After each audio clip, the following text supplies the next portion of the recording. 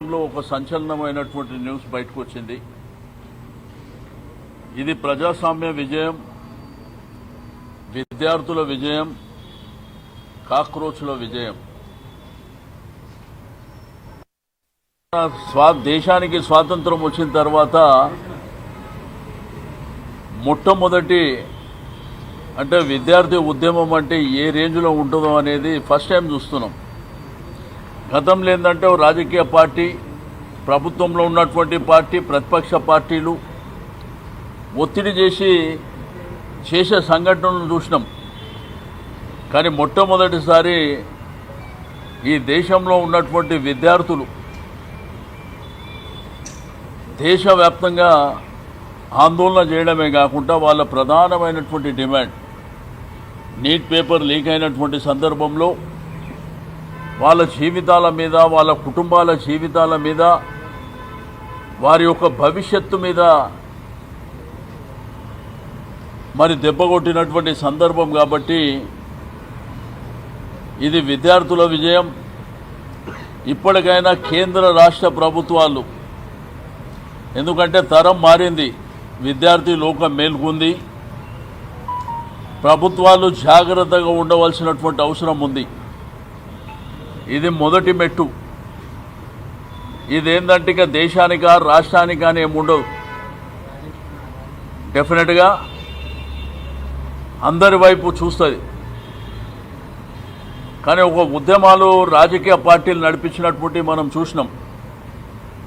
కానీ మరి గడిచిన 1 మంత్ నుంచి, అదేవిధంగా గడిచిన 10 రోజుల నుంచి దేశవ్యాప్తంగా కూడా విద్యార్థులు నడి రోడ్డు మీద వాళ్ళ మీద లాఠీ చార్జ్ చేసిన, దమనకాండ చేసిన, థియరీ గ్యాస్ ఉపయోగించిన, వాళ్ళని దేశద్రోహులన్నా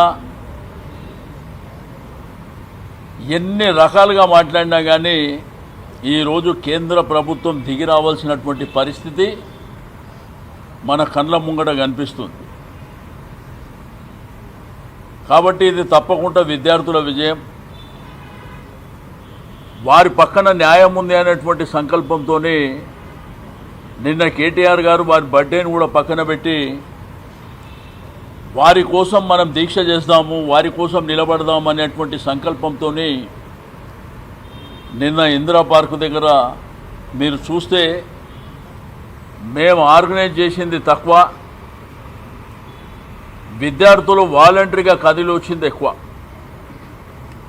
వాళ్ళు మాట్లాడినటువంటి మాటలు కూడా ఆ స్టేజ్ మీద మీరు చూసారు.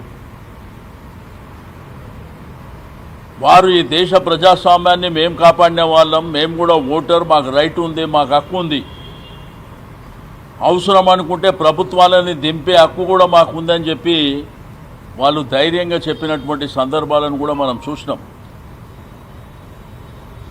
కాబట్టి ఇప్పటికైనా కానీ ఇది ప్రజాస్వామ్యంలో ప్రభుత్వాలు దీన్ని గుణపాఠంగా తీసుకొని జాగ్రత్తగా మెలగవలసినటువంటి అవసరం ఉన్నది. కానీ దేశం కానీ ప్రపంచం కానీ విద్యార్థుల జోలికి పోయిన వాడు ఎవడు కూడా బతికి పట్టగట్టినటువంటి దాఖలాలు లేవు. అందుకే మేనిఫెస్టోలు రిలీజ్ చేసేటప్పుడు కూడా, హామీలు ఇచ్చేటప్పుడు కూడా ఆచి తూచి చాలా జాగ్రత్తగా ఇవ్వవలసినటువంటి అవసరం ఉంది. ఎందుకంటే అది కూడా ఎజెండా పెట్టుకొని ప్రభుత్వాలను దించేటువంటి సత్తా కూడా ఇదే విద్యార్థులకు ఉంటుంది.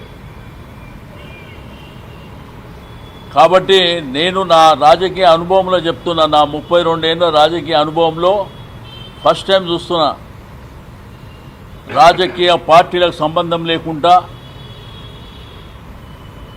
ఒక కాక్రోచ్ పార్టీ అని ఏర్పాటు చేసి ఓన్లీ సోషల్ మీడియా, ఫేస్బుక్ని ఆధారంగా చేసుకొని దేశవ్యాప్తంగా కూడా క్యాంపెయిన్ నడిపేయడం, విద్యార్థులు కూడా పార్లమెంటు జరుగుతున్న మొదటి రోజే ఐబీ, ఇంటెలిజెన్స్ అన్నీ ఫెయిల్యూర్ అయిపోయినాయి. ఎక్కడికైనా ఇన్ని వేల మంది ఢిల్లీ నడివీధుల్లో వచ్చినరో తెలియనటువంటి పరిస్థితి. పార్లమెంటు గేటులు మూసుకునేటువంటి పరిస్థితి ఏర్పడ్డది. అదేవిధంగా ఢిల్లీ మెట్రో గత 5 రోజుల నుంచి పనిచేసుకున్నటువంటి పరిస్థితి ఏర్పడ్డది. ఢిల్లీకి వచ్చే రహదారులన్నీ దిగ్బంధం చేసి వాళ్ళకు పిల్లలకు ట్రాన్స్పోర్టేషన్ లేకుండా చేసినా కానీ మరి ఇటువంటి ఉద్యమం రౌండ్ ద క్లాక్ నడవడం అనేది సామాన్యమైనటువంటి విషయం కాదు. కొంత నాయకులు ప్రభుత్వం కూడా అతిగా పోయి వీళ్ళు బంగ్లాదేశీయులని, పాకిస్తానీయులని, చైనా వాళ్ళని, లేకపోతే ఎవరో ఫండింగ్ చేస్తున్నారని రకరకాలుగా మాట్లాడితే వాళ్ళు చెప్పిన సమాధానం ఇంక్లాబ్ అని, ఈ దేశం మాదని, భారతదేశంలో పుట్టిన పౌరులమని, భారత రాజ్యాంగ నిర్మాత డాక్టర్ బిఆర్ అంబేద్కర్ రాసినటువంటి రాజ్యాంగానికి అనుగుణంగా మేము నడుస్తున్నామని, మహాత్మా గాంధీ మార్గంలో సత్యమేవ జయతే అనే నినాదమే కాకుండా ఒక అహింసా మార్గంలో మేము ముందుకెళ్తున్నాం, ప్రజాస్వామ్యంలో ప్రొటెక్ట్ చేసేది మా హక్కు అని గొంతెత్తి చాటినటువంటి సందర్భాలు.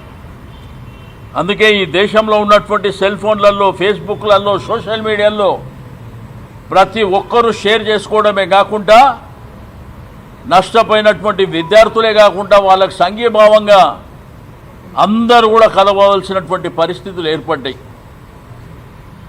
లాస్ట్కు కేంద్ర మంత్రివర్యులైనటువంటి ధర్మేందర్ ప్రధాన్ గారు రిజైన్ చేసేటువంటి పరిస్థితులు ఉత్పన్నమైనటువంటి విషయాన్ని కూడా నేను ఈ సందర్భంగా తెలియజేస్తూ వారికి, విద్యార్థులకు వాళ్ళ డిమాండ్లు, వాళ్ళు ఎట్టి పరిస్థితుల డిమాండ్లు నెరవేర్చకపోతే వాళ్ళు వదిలిపెట్టే సమస్య లేదు. బట్ విద్యార్థులకు యాక్సెప్ట్ చెప్తున్నాం మా పార్టీ తరఫు నుంచి. ఎందుకంటే భారత ప్రజాస్వామ్యంలో యువత అనేది ఈ దేశ రాజకీయాలను ప్రభావితమే చేయడమే కాకుండా పెను మార్పులు తీసుకొచ్చినటువంటి సంఘటన మా కళ్ళ ముంగట కనిపిస్తున్నందుకు చాలా సంతోషంగా ఉంది.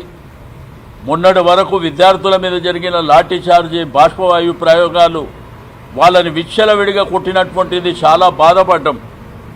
కానీ ఈరోజు ఆ విద్యార్థులను చూసి ఈ దేశం గర్వపడుతుందని చెప్పి నేను ఈ సందర్భంగా తెలియజేస్తూ ఉన్నాను. ఓకే,